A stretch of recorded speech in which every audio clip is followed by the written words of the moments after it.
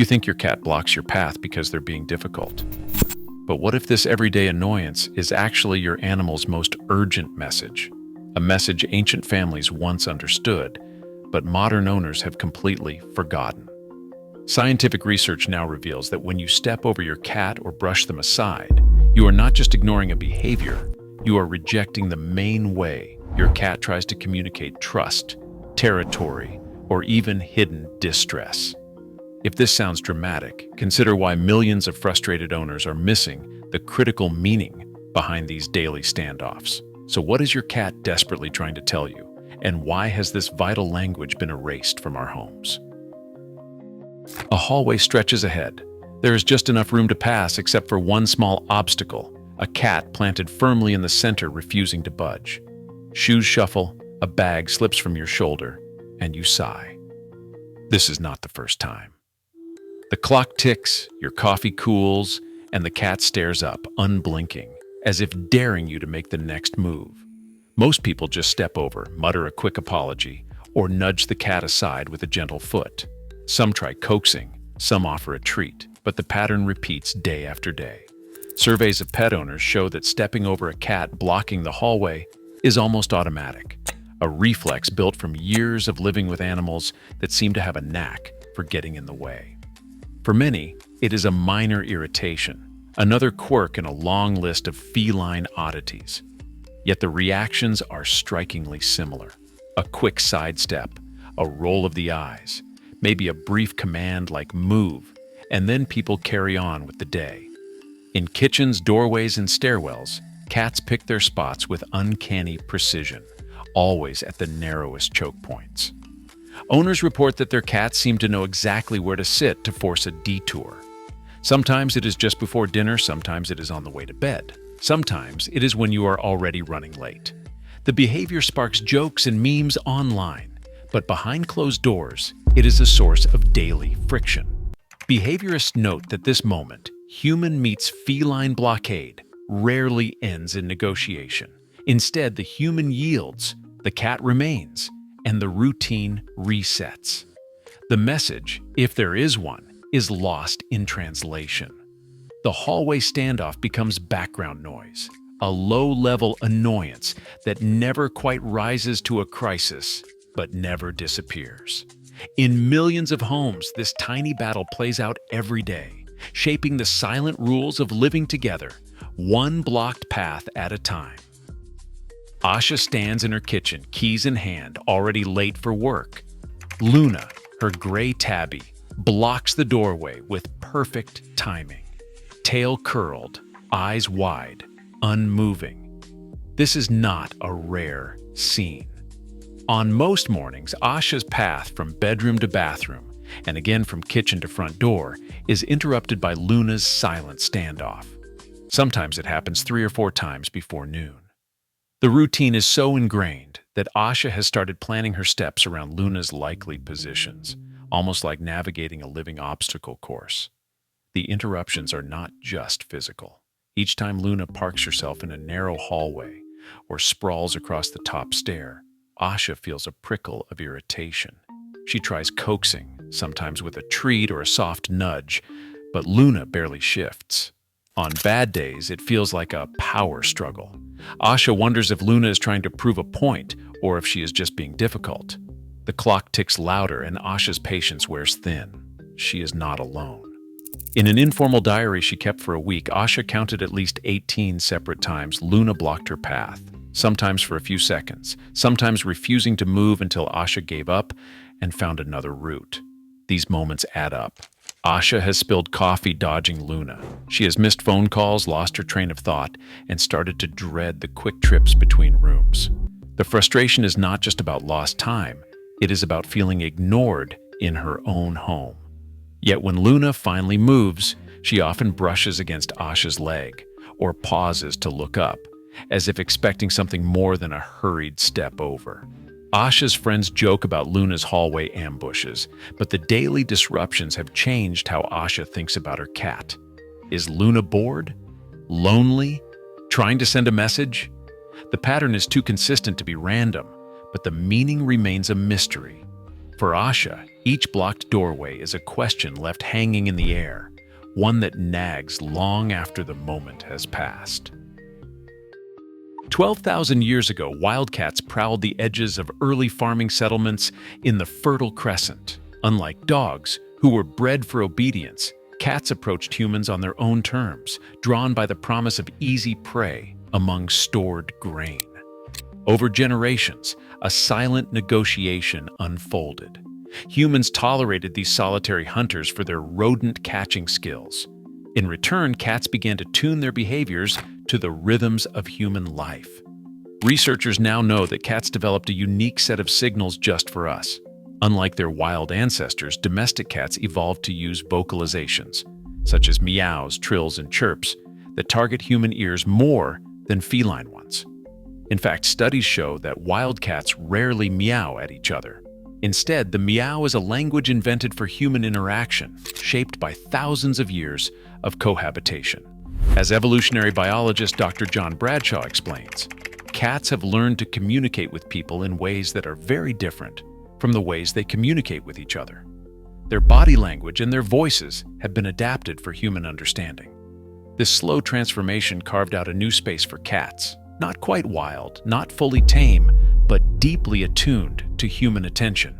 Every pause, every stare, every calculated block in a hallway is part of an ancient system. The capacity to send and read these signals is written into both feline and human history, a product of millennia spent side by side. In ancient Egypt, the presence of cats in the home was more than a matter of pest control. New Kingdom tomb paintings dating from around 1550 to 1077 BCE show cats nestled beneath chairs, often at the feet of women during family gatherings. These images repeat across centuries, not as background detail but as a deliberate reminder the cat belonged at the heart of domestic life. In these scenes, the cat's position under the chair was a marker of status and protection, signaling a bond recognized by both household and society. Egyptian reverence for cats extended far beyond art. In 525 BCE, during the Persian siege of Pelusium, invading forces released cats onto the battlefield. The Egyptian soldiers, unwilling to harm the sacred animals, surrendered rather than risk their wrath. Laws protected cats from harm, and harming one could bring severe penalties. Cats were mummified and buried with care, their remains discovered in tombs alongside the elite. Their roles stretched from household companions to guardians against snakes and evil spirits, often stationed at thresholds and entryways. These customs reveal a fluency in feline presence that shaped daily routines. The cat's place at the center of family life was not accidental or tolerated out of necessity. It was woven into the fabric of home and law. The ancient world recognized meaning in these silent, watchful figures, a recognition that has faded in modern homes, leaving today's hallway standoffs oddly disconnected from their deeper roots. Modern research offers three main explanations for why cats block our way, each grounded in years of observation and study. The first is attention-seeking. Behaviorists agree that many cats learn to position themselves in doorways or hallways because it reliably forces a pause. When a human stops, even briefly, the cat receives eye contact, a word or a touch, small rewards that reinforce the habit. Over time, this turns a simple block into a dependable method for getting noticed. The second explanation centers on food. In homes where mealtimes are not strictly scheduled, cats often use blocking as a cue to remind their owners it is time to eat. This is not just begging, it is a learned signal shaped by trial and error. Cats who block the path to the kitchen or hover in doorways near feeding times are often trying to direct their humans toward the food bowl. Studies show these behaviors increase when feeding routines are inconsistent, suggesting cats adapt their tactics to fit the household rhythm. A third, more nuanced interpretation links blocking to social bonding. Some cats block or weave between legs as a way to initiate contact, offering a kind of feline handshake. This is especially true when the cat follows up with a rub or a slow blink. In these moments, blocking is not a demand or a challenge. It is an invitation for gentle interaction, rooted in trust. These context-specific readings shape how experts decode blocking, but the meaning can shift from one household or even one moment to the next. Peer-reviewed journals on feline behavior are filled with studies on aggression, feeding, and social dynamics, but the simple act of a cat blocking a human's path rarely gets more than a passing mention. Most published research focuses on inter-cat tension, how one cat blocks another from food or escape routes in multi-cat homes.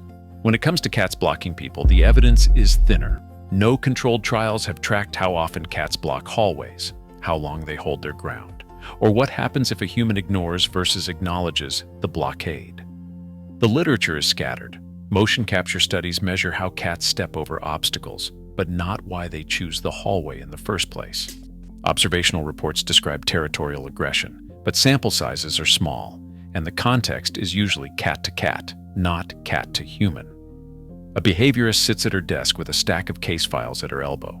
She flips through notes from owners describing daily standoffs in kitchens and stairwells, but the data is anecdotal: diaries, informal logs, scattered video clips.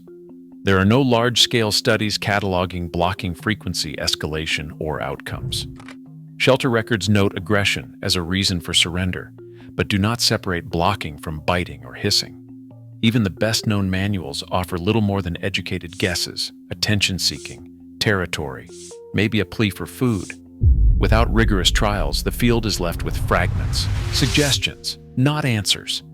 The absence of hard data leaves a gap between daily life and scientific understanding, a space filled by frustration and guesswork.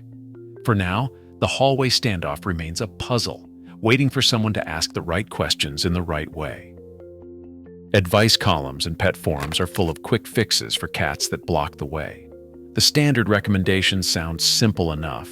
Add more vertical spaces, give your cat a window perch, or distract them with a toy. Some experts suggest setting up shelves or cat trees to give them somewhere else to go. Others recommend ignoring the behavior entirely, stepping over the cat without a word, or using treats to lure them aside. These strategies promise an easy end to the hallway standoff, but the reality is more complicated. Shelter intake records show a steady rise in cats surrendered for aggression or unmanageable behavior, categories that often include blocking, swatting, or biting during daily routines. In one survey, nearly a third of owners who gave up their cats cited behavioral issues, but the forums rarely ask for detail. Blocking gets lost in the shuffle with spraying or fighting. What is missing from the advice is the true cost of ignoring what the cat is trying to say. When blocking is dismissed as mischief, the cat's need for control, safety, or attention is left unanswered. Over time, the pattern can escalate. A persistent block can turn into a swat, a hiss, or a bite. In multi-cat homes, territorial blocking often leads to fights or stress-related illness, pushing owners to seek help or to give up. The silent standoff grows into a cycle of frustration, with both sides feeling ignored. A leading feline behaviorist points out that environmental enrichment, while helpful, is not a cure-all.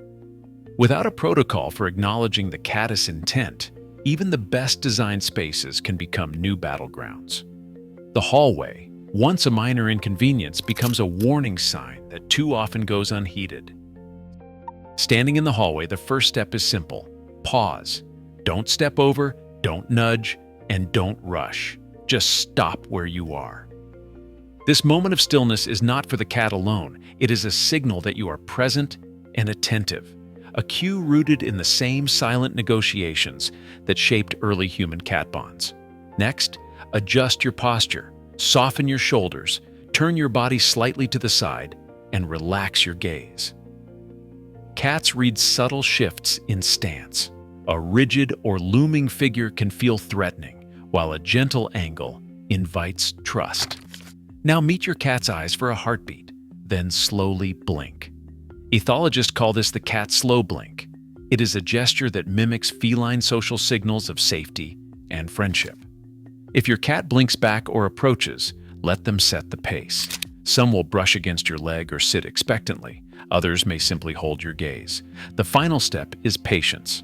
Wait for your cat to move or invite contact. If they don't, continue on only after acknowledging their presence. This sequence, pause, posture, slow blink, cat's choice, turns a daily standoff into a conversation, restoring a channel of communication that has been lost in the rush of modern life. Asha's apartment felt different within days of changing her routine. Instead of stepping over Luna or brushing past her in the hallway, Asha began to pause, soften her posture, and wait for Luna's response. The first morning, Luna hesitated, eyes wide, tail twitching, then slowly blinked back and moved aside on her own. The next day, Luna greeted Asha at the kitchen doorway, but instead of blocking, she sat just off to the side, watching for a cue. By the end of the week, the number of hallway standoffs dropped by half. The tension that once lingered after each encounter faded. Mornings grew quieter. Luna started guiding Asha from room to room, sometimes weaving ahead, sometimes waiting for a gentle acknowledgement before continuing. Friends noticed the change. Asha described feeling less rushed, less frustrated, and more connected to Luna's moods. The silent battles gave way to a kind of partnership, each pause and each slow blink reinforcing a new rhythm in the household. Luna's blocking did not disappear entirely, but the message was clearer. With patience and small adjustments, the old friction turned into a daily exchange, proof that even the most stubborn routines can shift when both sides are finally heard. Right now, millions of cats press themselves into our paths, waiting for us to finally notice. Modern science confirms these signals shape trust, security, and even health outcomes in our homes. As we tune back in, the cost of misunderstanding shrinks, and so does the silent distance between species. The next time your cat blocks your way, remember, they're not in your way. They're reaching out. What will you say back?